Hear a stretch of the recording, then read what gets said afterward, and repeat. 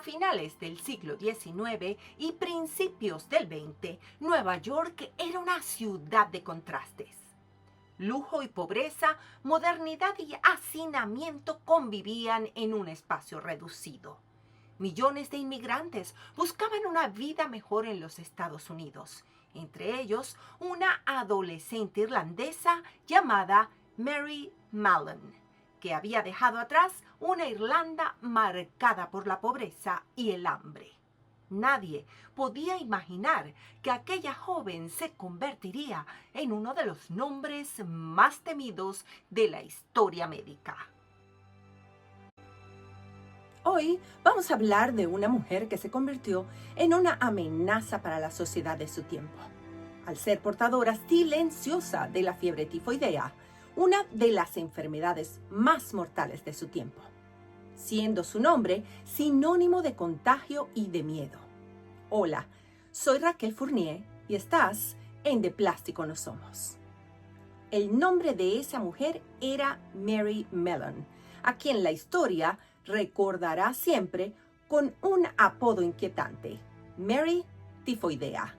Una mujer que nunca mostró síntomas de la enfermedad, pero que fue considerada la causa de contagio y fallecimiento de muchos. Comencemos.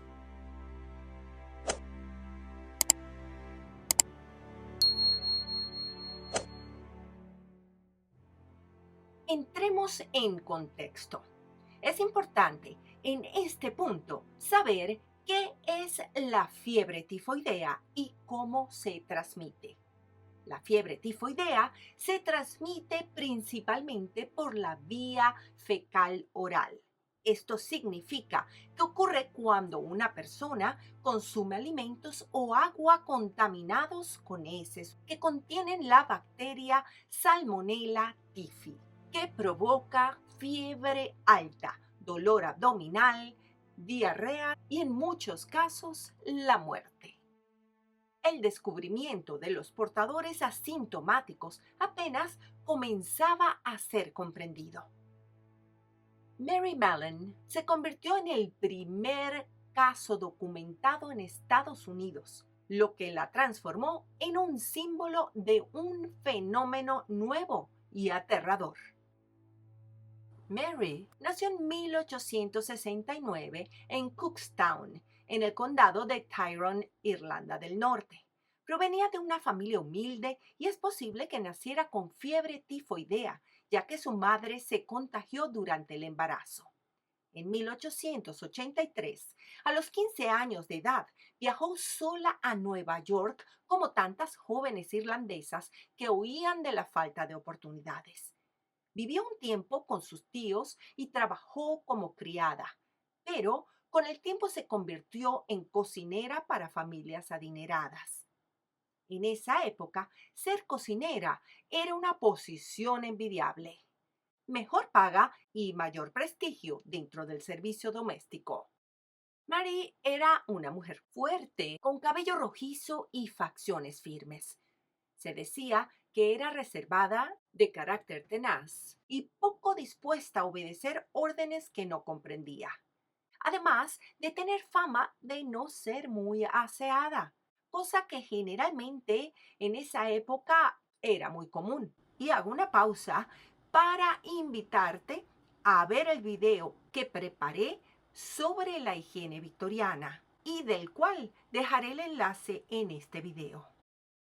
Nadie sospechaba que Mary en su interior portaba un enemigo invisible, la bacteria Salmonella typhi, causante de la fiebre tifoidea. Lo insólito era que Mary nunca presentó síntomas graves de la enfermedad. Ella se sentía perfectamente sana, mientras a su alrededor las personas se enfermaban. Entre 1900 y 1907, Mary trabajó para al menos 8 familias adineradas en Nueva York y sus alrededores. En casi todas esas casas, poco después de su llegada, se desataron brotes de fiebre tifoidea. En 1906, un brote particularmente extraño se produjo en una lujosa residencia de verano en Oyster Bay, en Long Island, donde 6 de los 11 miembros de la familia enfermaron. Ante la insistencia de los propietarios, contrataron a un ingeniero sanitario, George Soper, especialista en rastrear epidemias. Soper investigó el origen del contagio.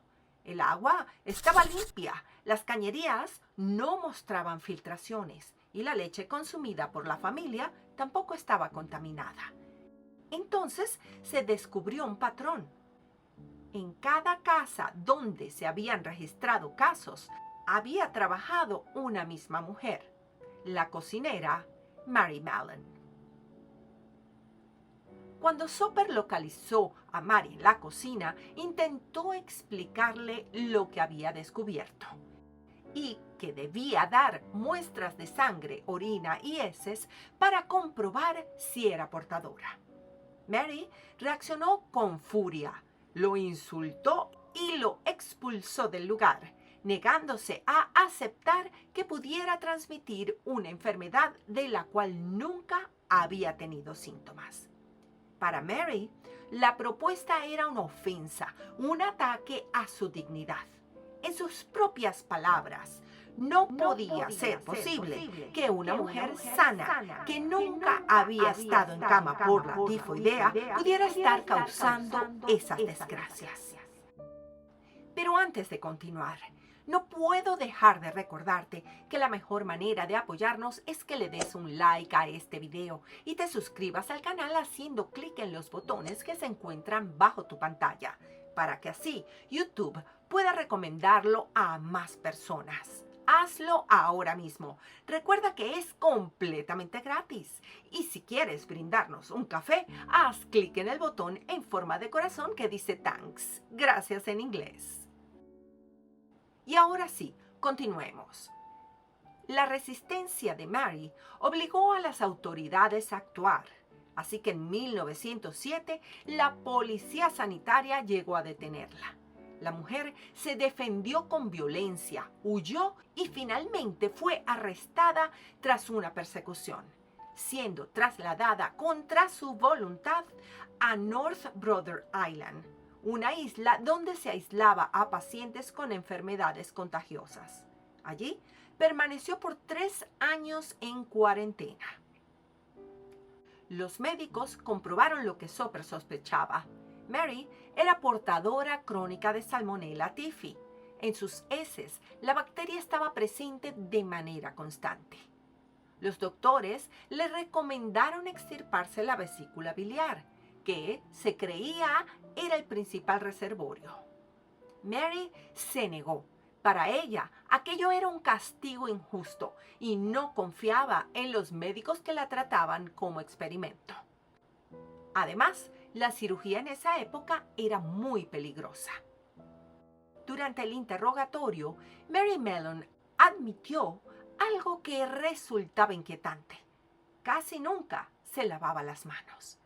Hoy, ese detalle nos parece inconcebible, pero a comienzos del siglo XX no lo era.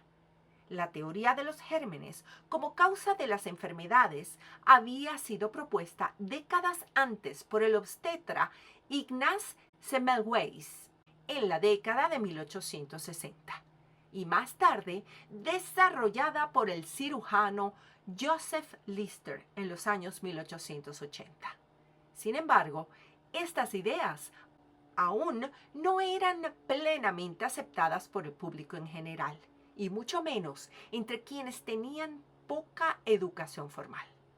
Y en el mundo cotidiano, lavarse las manos antes de cocinar no era una práctica extendida ni para Mary ni para la mayoría de la población que desconocía la importancia de este gesto tan simple.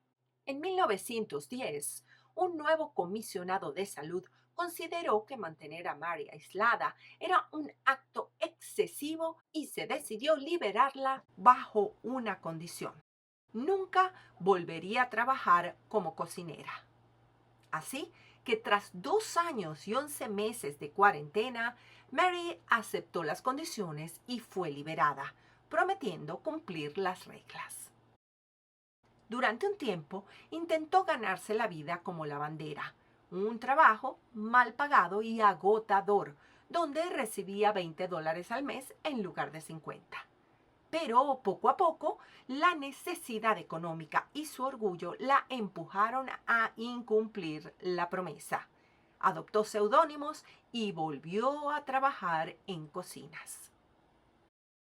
Para 1915, un brote de fiebre tifoidea estalló en el hospital Sloan para mujeres embarazadas. 25 personas enfermaron y al menos 2 murieron. La cocinera del hospital, contratada bajo un nombre falso, resultó ser Mary Mellon. Su engaño fue descubierto y el escándalo llenó los periódicos. Mary había reincidido. Fue arrestada nuevamente y el 27 de marzo de 1915 se le envía de vuelta a North Brother Island. Esta vez, Mary no saldría nunca más. En realidad, se sabe poco sobre su vida durante su segunda cuarentena, pero pasó más de 23 años confinada en la isla. Las autoridades, conscientes de la duración de su encierro, le proporcionaron una pequeña cabaña privada de una sola planta. A partir de 1918, las restricciones comenzaron a flexibilizarse. Se le permitió realizar excursiones de un día a tierra firme, eso sí, bajo estricta vigilancia. Además, se le permitió realizar labores menores. Y más tarde, en 1925, la historia de Mary dio un nuevo giro.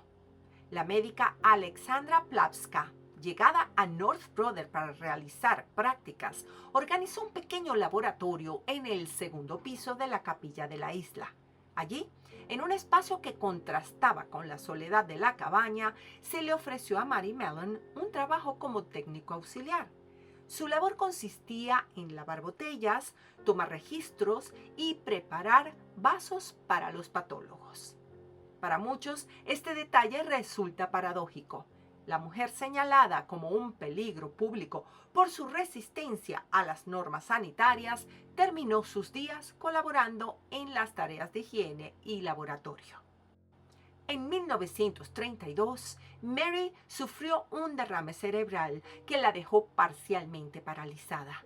Pasó los últimos 6 años de su vida atendida por enfermeras, muriendo el 11 de noviembre de 1938 a los 69 años de edad, siendo su cuerpo incinerado y sus cenizas enterradas en el cementerio de St. Raymond, en el Bronx, asistiendo 9 personas a su funeral. Y si te preguntas sobre su familia, Mary nunca se casó ni tuvo hijos. Tampoco dejó descendencia directa en Estados Unidos. La mayor parte de su familia permaneció en Irlanda. Fue, en muchos sentidos, una mujer sola en un mundo hostil, convirtiéndose en el rostro de una amenaza invisible. Se cree que Mary Mellon infectó entre 51 y 122 personas con fiebre tifoidea. Las infecciones causaron 3 muertes confirmadas, con estimaciones no confirmadas de hasta 50. El caso de Mary Mellon abrió un debate que todavía hoy genera reflexiones. ¿Fue una víctima de una medicina que apenas comprendía lo que era un portador asintomático? ¿O fue una mujer obstinada, incapaz de aceptar la realidad, que puso en riesgo la vida de cientos de personas sin importarle nada? ¿Tú qué crees? Te leo en los comentarios. Algunos historiadores creen que se convirtió en chivo expiatorio, un ejemplo útil para las autoridades. Otros sostienen que su terquedad la hacía peligrosa e imposible de controlar, además de que cocinar era lo único que sabía hacer y tenía que ganarse la vida de alguna manera, y eso pagaba mejor que otras actividades domésticas. Lo cierto es que su historia obligó a la medicina a estudiar más a fondo el concepto de portador asintomático y a la sociedad a pensar en el equilibrio entre los derechos individuales y la seguridad colectiva. Y en ese dilema, Mary Mellon quedó atrapada para siempre. La vida de Mary Mellon nos recuerda que las grandes batallas de la salud pública no siempre se libran contra enemigos visibles. Su historia nos muestra la fragilidad de los sistemas médicos de principios del siglo XX. Mary murió sola, pero su nombre se convirtió en metáfora universal. Una mujer que sin enfermarse fue tratada como una amenaza y cuyo legado aún resuena cuando pensamos en cómo la sociedad enfrenta epidemias y pandemias. Nos vemos en un próximo video.